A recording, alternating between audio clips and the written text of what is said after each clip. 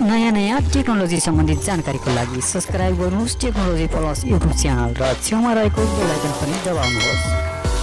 साथीहरू नमस्कार, तपाईहरु अहिले टेक्नोलोजी प्लस युट्युब च्यानल हेर्दै हुनुहुन्छ र तपाईहरुले अहिलेसम्म पनि हाम्रो च्यानललाई सब्स्क्राइब गर्नुभएको छैन भने कृपया हाम्रो च्यानललाई सब्स्क्राइब गरिदिनु होला र नयाँ अपडेटको लागि छेउमा रहेको बेल आइकनलाई पनि थिच्न नभुल्नु होला र हाम्रो च्यानलमा राखेका भिडियोहरु मन पर्छ भने कृपया साथीभाइसँग शेयर गर्न पनि नभुल्नु होला भन्न चाहन्छु र सुरु गर्न चाहन्छु आजको विषयवस्तुतर्फ। तपाईको मोबाइल हराएको छ अथवा चोरी भएको छ भने अब तपाईले कसरी पत्ता लगाउने भनेर आज म सिकाउन गइरहेको छु। तपाईले सुरुमा गुगल क्रोमलाई ओपन गर्नुपर्ने हुन्छ। गुगल क्रोम ओपन गर्नुहोस्, त्यसपछि गुगल लेखेर यो google.com भनेर हान्नुहोस्।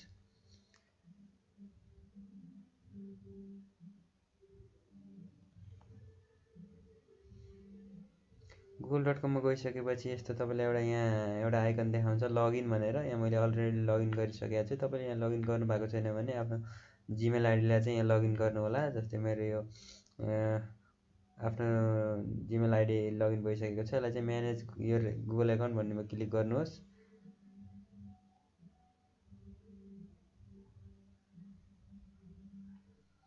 र यति गरिसकेपछि तपाईले एउटा यस्तो इन्टरफेस देख्न सक्नुहुन्छ। यति देखेपछि यहाँ सेक्युरिटी भन्ने अप्सन छ, यो सेक्युरिटीमा क्लिक गर्नुहोस्। र यो सेक्युरिटीमा क्लिक गरिसकेपछि तपाईले देख्न सक्नुहुन्छ, यहाँ देख्न सक्नुहुन्छ मेरो यो जीमेल आइडी कुन उसमा लगइन भएको छ भनेर एउटा विन्डोज भनेर नेपाल विन्डोज भनेर देखाएको छ। यो मेरो आफ्नो ल्यापटप हो जुन चलाइराखेको छु र अर्को मेरो स्यामसङ ग्यालेक्सी J2 मा पनि मैले यो आइडी लगइन गरेको छु। र मानव मेरो यो मोबाइल हरायो भने यसलाई चाहिँ कसरी पत्ता लगाउने भनेर म सिकाउँदै छु।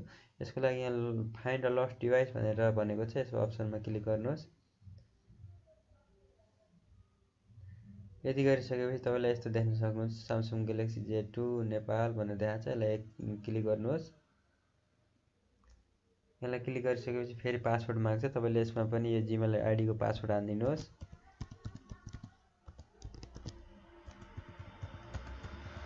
मैले मेरो पासवर्ड हालिसकेको छु।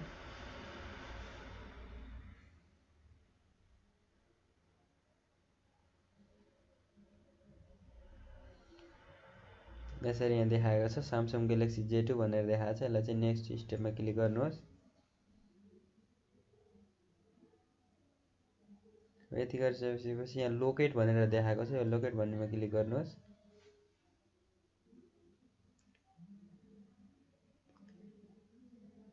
लोकेट भनिसकेपछि यहाँ कनेक्टिङ भनेर देखाइरहेको छ। यहाँ विभिन्न किसिमको अप्सन देख्न सक्नुहुन्छ। प्ले साउन्ड भनेर भनेको छ। यो चाहिँ तपाईले मोबाइल स्विच अफ भएको बेलामा पनि साउन्ड रिङटोन बज्छ। यसलाई चाहिँ गर्नुभयो भने यहाँ सेक्युर डिभाइस भनेको छ, lock device and sign out of your Google account भनेको छ। यो तपाईले गुगल अकाउन्टबाट हटाउन पनि सक्नुहुन्छ यहाँबाट। र यसबाट चाहिँ तपाईले इरेज डिभाइस भनेको छ, यसबाट तपाईको मोबाइलमा भएका डाटाहरूलाई चाहिँ सबै हटाउन सक्नुहुन्छ यसबाट। यसलाई चाहिँ एकचोटि रिफ्रेस गर्नु होला।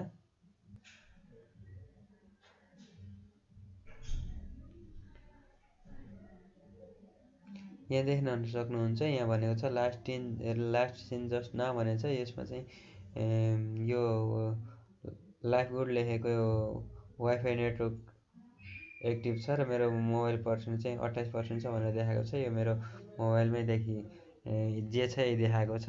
यो तपाईले हेर्न सक्नुहुन्छ र यसको लोकेसन पनि तपाईले यहाँ हेर्न सक्नुहुन्छ। लोकेसन पनि देखाउँछ।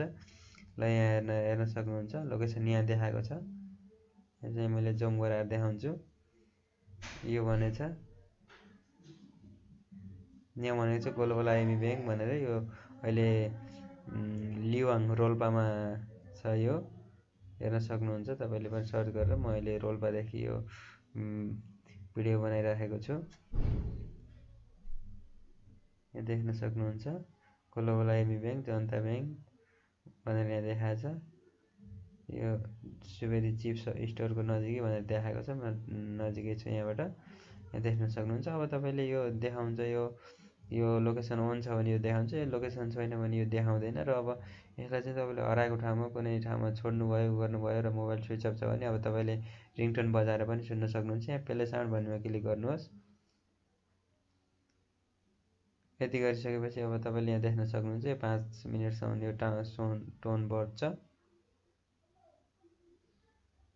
यहाँ बजिसकेपछि यहाँ देखाउँछ तपाईँको यहाँबाट ल यहाँ सुन्न सक्नुहुन्छ मेरो मोबाइलमा साउन्ड बजेको छ र यहाँ समय पनि देखाइसकेको छ।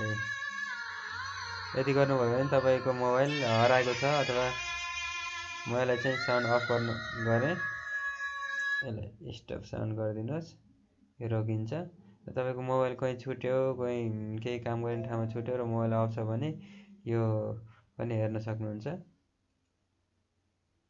काम सुनेर चाहिँ खोज्न सक्नुहुन्छ भन्न चाहन्छु। र साथीहरूलाई हाम्रो च्यानलमा राखेको भिडियोहरू कस्तो लागिरहेको छ, यदि तपाईँलाई मन परेको छ भने कृपया हाम्रो च्यानललाई सब्सक्राइब गरिदिनु होला र भिडियोहरू मन परेको छ भने साथीभाइहरूसँग बढीभन्दा बढी सेयर गर्न नभुल्नु होला भन्न चाहन्छु। र आगामी दिनहरूमा पनि हामीले अपलोड गरेको भिडियोहरू हेर्न चाहनुहुन्छ भने कृपया सब्सक्राइब बटनको साइडमा रहेको बेल आइकनलाई चाहिँ थिच्न नभुल्नु होला भन्न चाहन्छु।